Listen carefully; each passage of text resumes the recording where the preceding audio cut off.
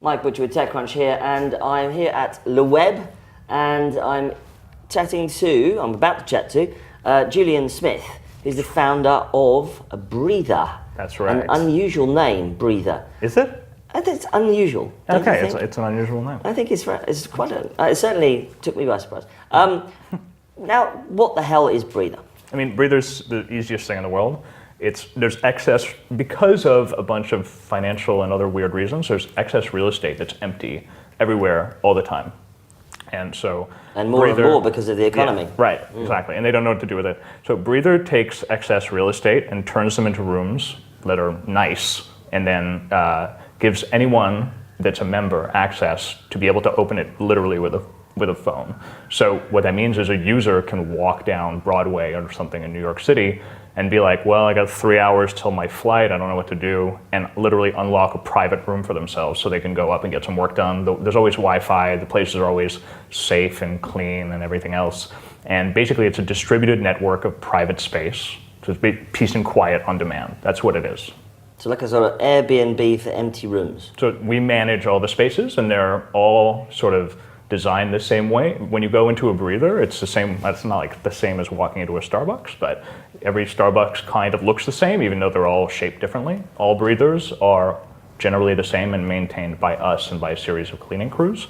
But in the sense that it's underused assets of space, it's similar to Airbnb, and some have compared it to Zipcar or something else too. Okay, so you unlock it with an iPhone app. You obviously have to install a special lock, which works with the app, obviously. That's right. Yeah. It's a connected lock. Is it the lock proprietarial to you, or can you use any kind of Actually, system? more and more locks, as you know, because you've been covering them, have been coming out on the market. There's one called August. There's another one called Lockatron. And Lockatron was the one that we partnered with at the beginning. Basically, you install the lock, it installs itself over the air, and then we put it in the network, and people can begin using the space. So fundamentally, Twitter is based on SMS, and without SMS, there's no Twitter. So we're the same. We depend on what will become a ubiquitous technology, which is the ability to unlock a door with a phone. It's not a big deal. In the future, it's not a big deal.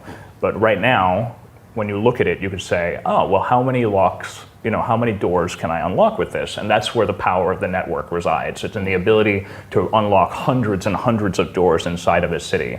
And basically, it becomes a private layer on top of space that allows you to get all kinds of stuff. The obvious question, of course, is that I've got 3 hours to kill. Oh, and I'm with my girlfriend or my boyfriend.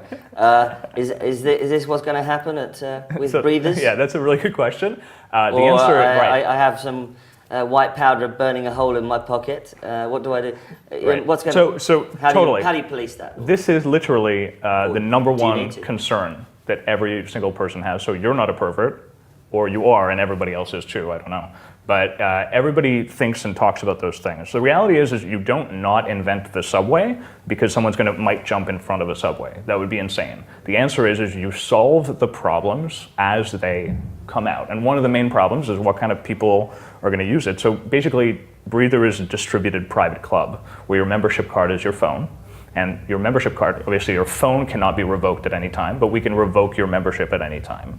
And we're always maintaining and taking care of the spaces, and we rate the user after they leave. Right. So we watch what they do. I mean, we don't watch what they do with the space, but after they leave, we take a look, we go, okay, should this person be let in again? No, ban them. They trash the room, ban them, and they're done. Exactly, insurance or whatever, or charge them. They can't register under a different name or something? So we have a lot of the identity. So obviously a credit card needs to be associated with the file. You have to put your name in association with that credit card, all this stuff that Uber does. And we can actually go as far as we need to in order to solve that problem, but I suspect that it will be quite a small amount of usage. And we'll reinforce it by banning users that don't behave well, and by allowing users that are the best users to invite their friends.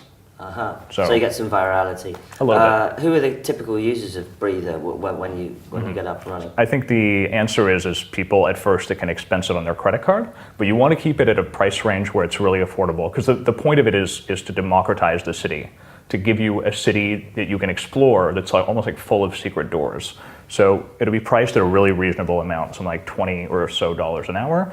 But even so, I'm sure that There'll be a significant business clientele, but also a significant clientele that just wants to get downtime away from whatever it is that they normally do. Certainly, getting a nap before your flight would be a great idea.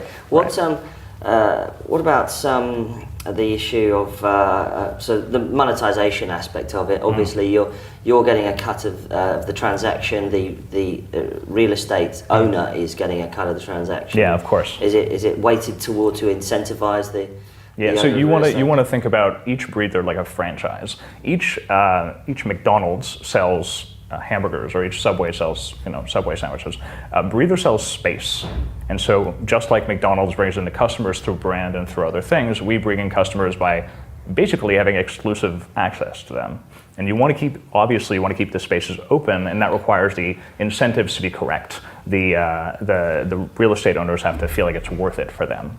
And so we try to simplify the process. All the cleaning, everything else just happens, and they just get a check at the end of the month. It doesn't sound like there's anyone else out there doing something like this. It seems like such an obvious idea once you hear it, that it would seem insane that there would be someone else. But reality is there is no one, but that's just because the technologies to allow this to happen are literally just emerging right now.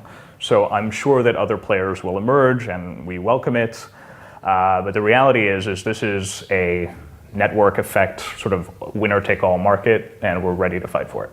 And you've got some backers, some pretty interesting backers? Yeah. There's $1.5 million in venture funding.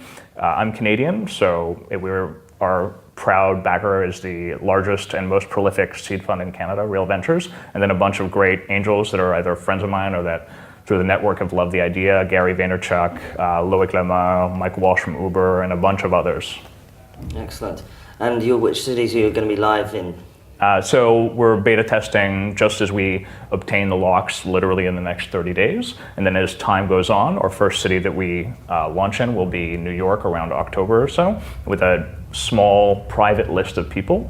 And if you feel free to email me or something if you don't get on that list. And then as time goes on, we'll expand the spaces and expand the people that we allow access into the spaces as well. Well, Julian Smith, thanks very much for talking to us. Thanks for having me.